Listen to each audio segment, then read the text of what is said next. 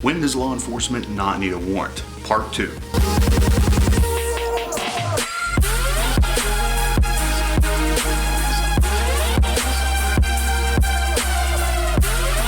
Hey guys, what's going on? I hope you are having a fantastic week so far. Last video we discussed the first 5 warrant exceptions that are recognized by the US Supreme Court. Those were search incident to arrest, valid stop and frisk, exigent circumstances, valid consent, and hot pursuit. If you haven't seen the first video, I recommend you check that out first, and I will put a link to it in the description box below. And as I stated in the last video, guys, this is not to be considered as legal advice. I'm just trying to spread some education. Warrant exception number 6, plain view. The plain view exception is based on the theory that discovery of incriminating evidence was not due to a search. Now, plain view actually has 3 requirements under Horton versus California. The first rule is that the officer must not violate any Fourth Amendment rights in his arrival to where the plain view item was seen. Number 2, it must be immediately apparent that the contraband is recognized as contraband. So basically you can't see a lunchbox in somebody's car and say, there might be weed in there, let me check it out. And number 3, the officer must lawfully access the item. The Georgia Court of Appeals says a police officer may seize what is in plain sight if, as here, he is in a place where he is constitutionally entitled to be, and where such a plain view seizure takes place, there is in effect no search at all. An example of plain view would be making a lawful traffic stop. You walk up to the window to make contact with the driver, and you immediately see a bag of green leafy substance that, from your training and experience, appears to be marijuana. Based on the plain view doctrine, I can seize that from the vehicle. And like I also stated in my last video, a lot of this comes from the Georgia Court of Appeals, so I don't know about areas like California or Washington, how this would apply in states where marijuana is now legal. So what about plain smell? Under Florida versus Harris, which is a 2013 case, it says a well-trained dog's alert establishes a fair probability, which is all that's required for probable cause, by the way, that either drugs or evidence of a drug crime will be found. In State versus Folk, the Georgia Court of Appeals actually held that a well-trained officer that smells what he recognizes as burning marijuana constitutes sufficient probable cause to be able to search the vehicle. Now, what about your house? Let's say I'm a canine officer and I respond to your house, and it could be for any number of reasons, but my dog alerts at your front door. Can I now search your house without a warrant? The answer, very simply put, is no. Florida versus Jardines established that the customary invitation by a homeowner, which means allowing visitors to knock at the front door, did not constitute consent by the homeowner to allow law enforcement officers to physically invade their curtilage in order to conduct a search. Warrant exception number 7, abandoned property. Now, abandoned property can usually be searched without a warrant. Now, a lot of times abandoned property can be searched without a warrant because the owner no longer has any expectation of privacy. Now, some examples of abandoned property would include abandoning a vehicle following a police chase under Whitlock versus the state, dropping or throwing contraband away while being followed or approached by the police under Green versus the state, denial of ownership while in possession of an item or contraband.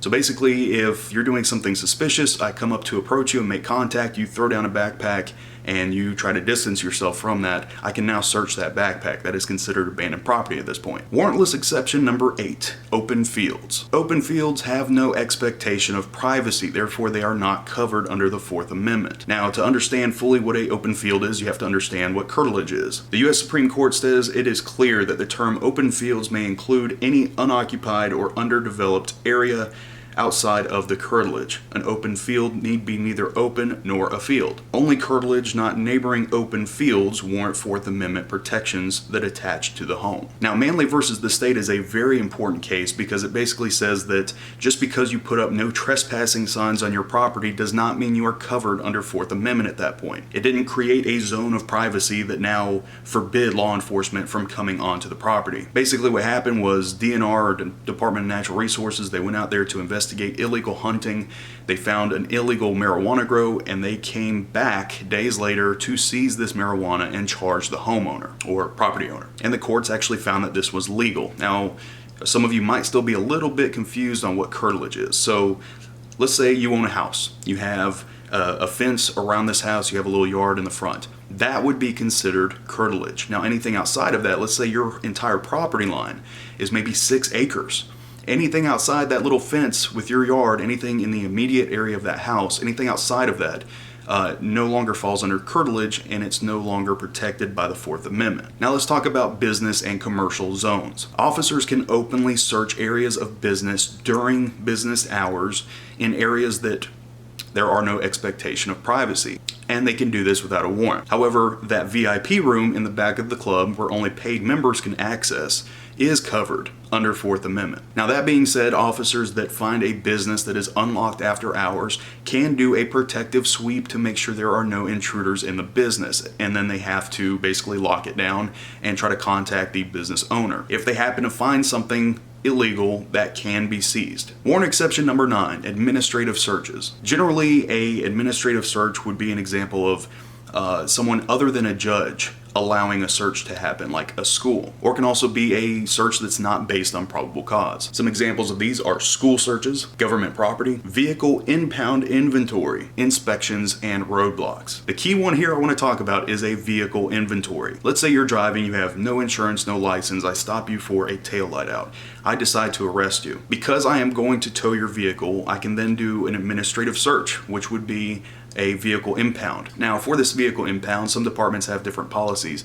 You are allowed to search that vehicle to create an inventory log of property that's in that vehicle. That way somebody can't come back later and say, hey, what about that $10,000 in cash I had in the back seat? Now, the key here to remember is that this is for inventory. Impounding a vehicle is never and should never be used to collect evidence. However, if you happen to find evidence during your inventory, it is considered legal. Warrant exception number 10. Probationers, parolees, and inmates. Now, some examples of these are search of a vehicle when it passes the guard line at a prison. Jail intake procedures may include strip searches of prisoners under Florence versus Board of Chosen Freeholders. Buccal swabs approved as reasonable booking procedures for serious offenses under Maryland versus King. Now, there's some important things to note here. Probation officers can search their probationers as a condition of their probation, and the same goes for parole officers and their parolees. Now, regular everyday patrol cops cannot normally search these individuals unless they have a Fourth Amendment waiver. That's right, the judge can actually issue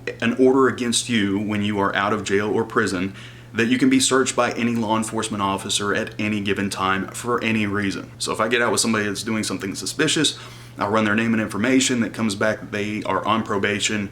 Sometimes the system will tell us if they have a Fourth Amendment waiver, or I'll just contact their probation officer and ask them myself. Well, thank you guys so much. That is it for today. This is part 2. I am going to do a part 3 after this. Hopefully you enjoy the series, and hopefully you're learning something from it. I hope you guys enjoy the rest of your week and your weekend. I am going to be working all weekend, so I will probably be MIA for the next few days. But either way, I will see you guys very, very soon.